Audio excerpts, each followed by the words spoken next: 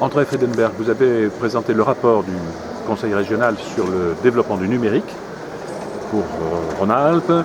Quelles sont les grandes orientations que la région a votées finalement pour développer ces technologies dans les 10 ans qui viennent?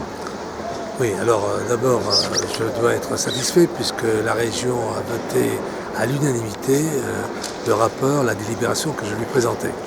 Cette délibération portait sur deux grands axes.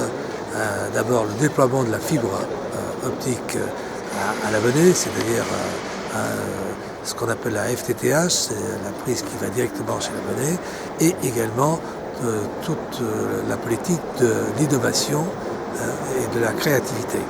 Donc en ce qui concerne la fibre à la Venée, c'est extrêmement important parce qu'on ne peut pas développer le numérique s'il n'y a pas de fibre optique.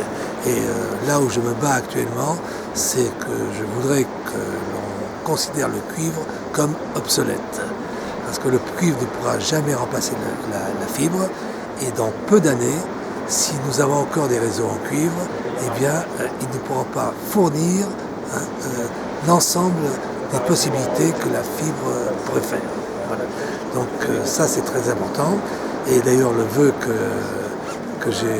qui a été adopté avec considérer que le cuivre serait obsolète et demander à l'État de rendre le cuivre obsolète, c'est une bonne chose. En ce qui concerne les usages, vous savez, actuellement, il y a 15 milliards d'objets qui sont connectés. Vous vous rendez compte? 15 milliards actuellement. Dans 6 ans, en 2020, il y en aura 80 milliards. Donc c'est énorme. Tout va passer par connexion. Donc au bout de votre iPhone, maintenant, vous allez pouvoir faire des choses extraordinaires et tout n'a pas encore été inventé. Tout n'a pas encore été inventé. Donc la région doit être une vitrine de tout ce qui doit pouvoir, tout ce qui est fait actuellement déjà. Et le robot lycéen que nous avons présenté, qui vous a été présenté dans le hall, c'est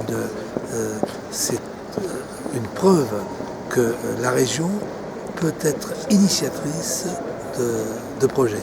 Donc ce robot lycéen qui peut paraître un peu, disons, pas forcément utile, eh bien si, parce que ce robot va pouvoir être décliné dans pas mal d'autres possibilités, par exemple pour le maintien à domicile. Très bien. Bien. Eh bien, Tu voulais pas poser une question sur les médias? Alors, oui, quelle est la place de l'information et de l'éducation dans les futurs usages? C'est quand même aussi très important. Oui. Alors, l'information et l'éducation dans les usages, en ce qui concerne l'éducation, vous avez les MOOC, vous savez qui vont permettre aux étudiants de ne pas être forcément, de pouvoir recevoir les cours, même à distance, et de pouvoir être interactif. Donc ça, c'est très important également. Et dans les usages, tout va être numérisé.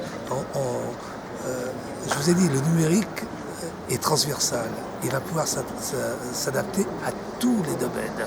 Alors, vous avez dit dans l'information. Dans l'information, c'est déjà une chose, c'est ce qui est fait. C'est déjà en grande partie fait, oui. Et dans l'éducation, eh bien, il me semble, moi je ne suis pas d'accord, le prof sera toujours utile, il faudra toujours l'être humain, mais les modes de distribution de l'information et de l'enseignement vont changer dans les prochaines années. Très bien, je vous remercie. Et là, votre robot, il n'est pas français?